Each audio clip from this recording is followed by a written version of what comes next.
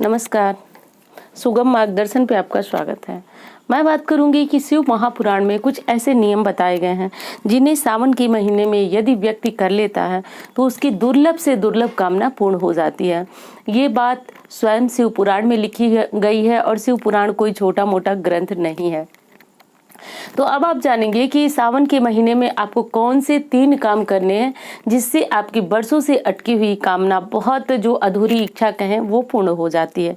सबसे पहला काम तो आप सभी जानते हैं कि सावन महीना भगवान भोलेनाथ को विशेष प्रिय है और आप इस महीने में यदि कोई अशुद्ध चीजों का ग्रहण करते हैं, अशुद्ध का मतलब कि मांसाहार यदि खाते हैं तो उसे बंद कर देना चाहिए। और क्योंकि देखिए, बंद करने का ये उद्देश्य नहीं है कि आप क्या खाते हैं, बंद करने का उद्देश्य बस ये है कि आप खाते हैं और आपके लिए जीवों की हत्या होती है। तो इसलिए मना किया गया है कि कम से कम इस पुनीत महीने में आपके द्वारा, यानी कि आपके खाने के कारण किसी पशु पक्षी की हत्या ना हो, इसलिए मांसाहार का सेवन इस महीने में सर्वथा अनुचित है। और आप सभी जानते हैं कि महादेव कहते हैं कि उनकी रक्षा, यानी कि सभी प्राणियों की रक्षा करने वाले वो स्वयं है। और प्राणी यदि अपने सुख के लिए किसी का वध करता है, किसी की नुकसान पहुंचाता है, तो ऐसा प्राणी जो है महादेव को कभी भी प्रिय नहीं होता है, चाहे वो उनकी कितनी पूजा आराधना कर ले। तो सबसे पहले तो कम से कम इस माह मांसाहार का सेवन बंद करें।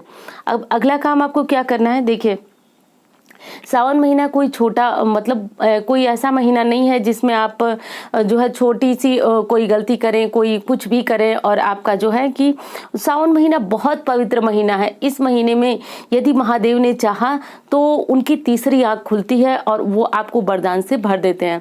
देखिए, उनकी तीसरी आंख 2 बार खुलती है। एक तो बहुत ज्यादा क्रोधित होते हैं तो तब प्रलय आता है, और जब बहुत ज्यादा प्रसन्न होते हैं तो व्यक्ति को धन धान्य और उसके दुख दारिद्र्य सब समाप्त कर देते हैं। तो अब आपकी इच्छा है कि आप किस प्रकार महादेव को प्रसन्न करेंगे। और वैसे ही महादेव क्रोधित बहुत कम होते हैं क्योंकि वो भोले भंडारी, बहुत भोले हैं, वो शीघ्र कामनाओं को पूर्ण करते हैं। तो ऐसे में आपको सावन के सोमवार को नहीं वेट करना है, आपको प्रतिदिन जैसे सावन शुरू हो रहा है शिव मंदिर जाना चाहिए। और कुछ नई सामग्री है तो 1 लोटा बेलपत्र और थोड़े से अक्षत, और थोड़े से यदि आपको मिल सके 1 लोटा जल और बेलपत्र और थोड़ा सा अक्षत, ये तीनों चीजें लेकर यदि आप शिव मंदिर जाते हैं तो 1 महीने के अंदर, यह मेरा कथन नहीं है, शिव पुराण कहता है कि शिव पुराण के अनुसार जो शिव भक्त 1 महीने तक नित्य शिव आराधना करता है सावन महीने में, भगवान शिव उसकी कामना जरूर पूर्ण होते हैं और मृत्यु के बाद वह व्यक्ति शिवलोक को प्राप्त होता है। स्त्रियां मासिक धर्म को छोड़ करके और पूरे महीने इस उपाय को कर सकती हैं।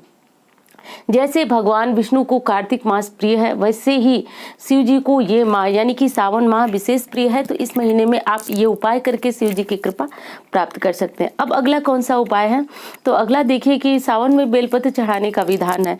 तो यदि आप 1 माह तक, मैं एक बार फिर बता रही हूँ कि स्त्री मासिक धर्म को छोड़ करके ये उपाय करें, तो 1 माह तक आप राम नाम लिखा हुआ बेलपत्र, राम नाम किससे लिखना है, तो राम नाम आप अष्टगंध से भी लिख सकते हैं, सफेद चंदन, पीला चंदन, जो भी है आपके पास घिस करके, और आप उसको एक कुछ ले लीजिए लकड़ी वगैरह और उससे सुंदर से चिकने साइड पे राम राम लिख करके और भगवान भोलेनाथ पे अर्पित करें। अब इसका क्या महत्व है, इसका ये महत्व है कि यदि बेलपत्र, ये वाला बेलपत्र, राम नाम लिखित बेलपत्र यदि शिवलिंग पे पूर्ण होता है तो इससे कामनाएं पूर्ण होती है। कहा जाता है कि सर्वप्रथम माँ पार्वती ने भगवान शिव को राम नाम लिखित बेलपत्र अर्पित किया था और उससे प्रसन्न होकर शिव ने उन्हें पत्नी रूप में ग्रहण किया था।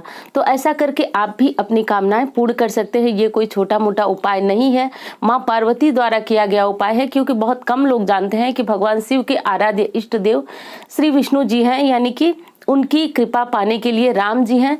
तो उनकी कृपा पाने के लिए आप बेलपत्र पर जब उनका नाम लिख करके शिवलिंग से स्पर्श कराते हैं तो शिव जी बहुत जल्दी प्रसन्न होते हैं और आपकी कामना पूर्ण हो जाती है। अब तीसरा आपको क्या करना है, तो देखिए, सावन माह में आप पहले तो आपके आसपास जो भी हैं उन जीवों को संतुष्ट करें। गाय को रोटी दें, कौवे को रोटी दें, कुत्ते को रोटी दें, और आप प्रतिदिन चिड़ियों के लिए दाना पानी की व्यवस्था करें, क्योंकि कहा गया है कि प्रभु जो है हर पशु पक्षी में निवास करते हैं और मृत्यु लोक के देवाधिदेव महादेव ही कहे गए हैं।